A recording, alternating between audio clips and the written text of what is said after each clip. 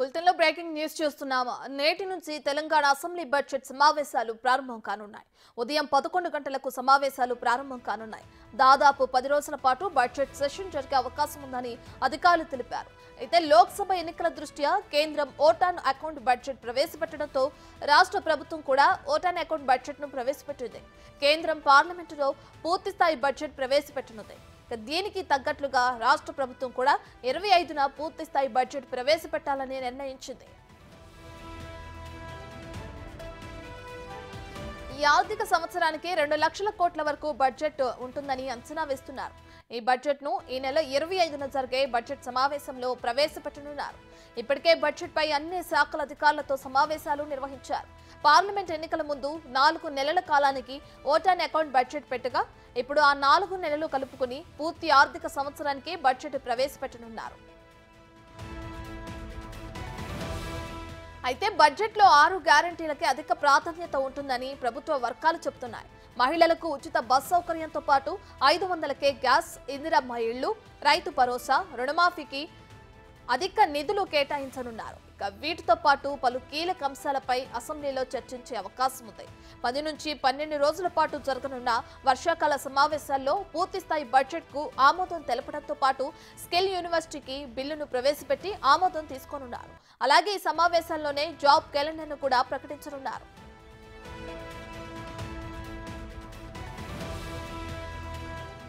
రైతు భరోసా విధి విధానాలు, స్థానిక సంస్థల్లో బీసీ రిజర్వేషన్లు, సంక్షేమ పథకాల్లో అక్రమంగా లబ్ధి పొందిన వారి నుంచి రికవరీ, తెలంగాణ తల్లి విగ్రహం, రాష్ట్ర చిహ్నం తదితర అంశాలపై చర్చించి తీర్మానం చేయనున్నారు.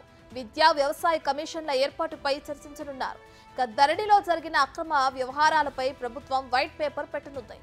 అన్నిటిపై సుదీర్ఘంగా చర్చిస్తూనే గత ప్రభుత్వ వైఫల్యాలను ఎండగట్టనుంది కాంగ్రెస్ సర్కారు.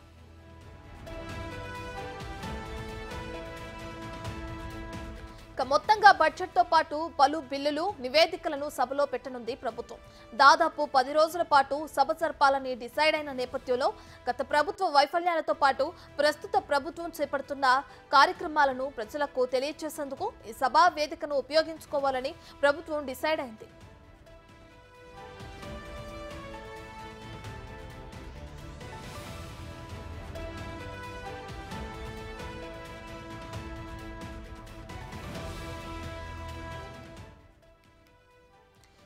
నేటి నుంచి తెలంగాణ అసెంబ్లీ బడ్జెట్ సమావేశాలు ప్రారంభం కానున్నాయి. ఉదయం 11 గంటలకు సమావేశాలు ప్రారంభం కానున్నాయి. దాదాపు 10 రోజుల పాటు బడ్జెట్ సెషన్ జరిగే అవకాశం ఉందని అధికారులు తెలిపారు. అయితే లోక్సభ ఎన్నికల దృష్ట్యా కేంద్రం ఓటాన్ అకౌంట్ బడ్జెట్ ప్రవేశపెట్టడంతో రాష్ట్ర వ్యాప్తంగా కూడా ఓటాన్ అకౌంట్ బడ్జెట్ ను ప్రవేశపెట్టింది. కేంద్రం పార్లమెంటులో పూర్తిస్థాయి బడ్జెట్ ప్రవేశపెట్టనుంది. దీనికి తగ్గట్లుగా రాష్ట్ర ప్రభుత్వం కూడా 25న పూర్తిస్థాయి బడ్జెట్ ప్రవేశపెట్టాలని నిర్ణయించింది.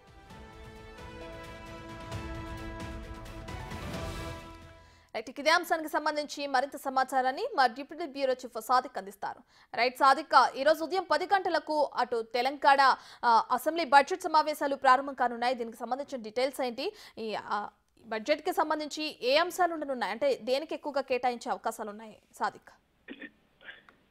రత్న, నేటి నుండి తెలంగాణ అసెంబ్లీ బడ్జెట్ సమావేశాలు ప్రారంభం కాబోతున్నాయి. ఉదయం 11 గంటలకు శాసనసభ ప్రారంభం అవుతున్న తర్వాత ఇటీవల మరణించినటువంటి కంటోన్మెంట్ ఎమ్మెల్యే లాస్య నందితకు సంతాప తీర్మానాన్ని ముఖ్యమంత్రి రేవంత్ రెడ్డి ప్రవేశపెడతారు. ఆ తర్వాత ఆమె యొక్క సేవలు, ఆమె యొక్క రాజకీయ భవిష్యత్తు పైన అందరూ మాట్లాడతారు. ఆ తర్వాత సభ పూర్తి స్థాయిలో కూడా సంతాప తీర్మానం చేస్తుంది. అనంతరం సభ రేపటికి వాయిదా పడుతుంది.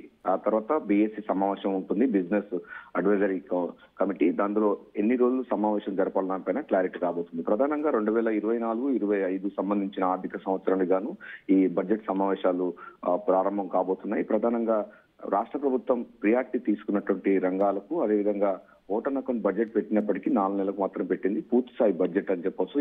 ఈ యొక్క ఆర్థిక సంవత్సరానికి సంబంధించినటువంటి దాంట్లో 6 గ్యారంటీ స్కీమ్స్, అదేవిధంగా అభయస్థ మేనిఫెస్టో సంబంధించిన దానిపైన టాప్ ప్రయారిటీ ఇచ్చే అవకాశం ఉంది. విద్యా, వైద్యానికి ఈసారి బడ్జెట్ లో పెద్దపీట వేస్తారని కూడా మనకు ఆర్థిక శాఖ అధికారులు చెప్తా ఉన్నారు. దాదాపు 2,90,00,000 బడ్జెట్ ఉండే అవకాశం ఉన్నట్టుగా తెలుస్తుంది. అంటే భారీ అంచనాలకు మించి కాకుండా వాస్తవిక బడ్జెట్ ను పెట్టాలి. ఎందుకంటే ప్రజలకు స్వర్గం చూపించకుండా వాస్తవిక బడ్జెట్ ఏంది, 7 లక్షల అప్పుల ఊబిలో గత ప్రభుత్వాలు తీసుకువెళ్లాయి. దానికి ఇంట్రెస్ట్లే ప్రతి నెల కడుతున్నటువంటి దుస్థితి నెలకొన్న నేపథ్యంలో వాస్తవిక బడ్జెట్ ప్రవేశపెట్టి ప్రజలపైన భారం పడకుండా ప్రజలపై ఎటువంటి పనులు పడకుండా ఉండే విధంగా రేవంత్ రెడ్డి సర్కారు వాస్తవిక బడ్జెట్ ను ప్రవేశపెట్టేందుకు సిద్ధమవుతుంది. ఈ బడ్జెట్ సమావేశాల్లో చాలా కీలకమైన అంశాలు కూడా కొన్ని ఉంటాయి. ఎందుకంటే రైతు భరోసా అనేది కూడా 6 గ్యారంటీ స్కీములో ప్రధానమైన అంశం. గత ప్రభుత్వాలు రైతు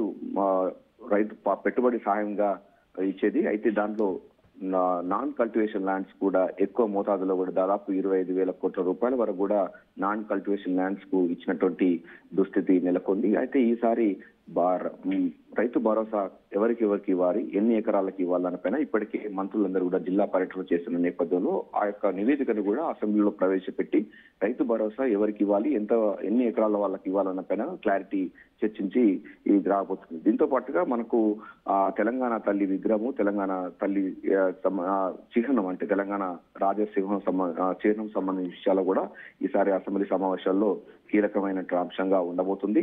సో ఈ రోజు విద్యా వ్యవసాయ సంబంధించిన కమిషన్లు కూడా ఏర్పాటు చేయబోతున్నారు. లోకల్ బాడీలో రిజర్వేషన్ల పెంపు అంశంపైన కూడా ఈ అసెంబ్లీ సమావేశాల్లో ఉండబోతుంది. ఈసారి బడ్జెట్ సమావేశాలు హాట్ గా కొనసాగే అవకాశం ఉంది. ప్రతిపక్ష నేతగా ఉన్నటువంటి కేసీఆర్ ఈసారి బడ్జెట్ సమావేశాలకు వస్తారని కూడా వార్తలు వస్తున్న నేపథ్యంలో బడ్జెట్ పైన ఎట్లా ఉండబోతున్నటువంటి సర్వత్రా ఆసక్తి నెలకొంది. కానీ రత్న ఈ రోజు మాత్రం కేవలం లాస్ట్ టైం నందిత సంబంధించినటువంటి కంటోన్మెంట్ ఎమ్మెల్యే దివంగత అయ్యారు. ఆమె గురించి మాత్రమే మాట్లాడిన తర్వాత సభ రేపటికి వాయిదా పడుతుంది. బిఎస్ సమావేశంలో ఆ తర్వాత స్పీకర్ ఛాంబర్ లో బిఎస్ సమావేశం ఉంటుంది. ఆ సమావేశంలో సభ ఎన్ని రోజులు నడపాలి, బడ్జెట్ ఎప్పుడు పెట్టాలని పైన కూడా క్లారిటీ వస్తుంది. ఈ నెల 20వ తారీఖు రోజు ఉదయం 11 గంటలకు బడ్జెట్ పెట్టేందుకు రంగం సిద్ధమవుతున్నట్టుగా తెలుస్తా ఉంది. సో డిప్యూటీ సీఎం ఆర్థిక మంత్రి బట్టి విక్రమార్క ప్రవేశపెడతారు. ఆ తర్వాత ఈ నెల 27కు వాయిదా పడే అవకాశం అయితే మనకు కనబడుతుంది. సో బడ్జెట్ సమావేశాలు అన్నది చాలా ప్రియారిటీగా రాష్ట్ర ప్రభుత్వం తీసుకుంది.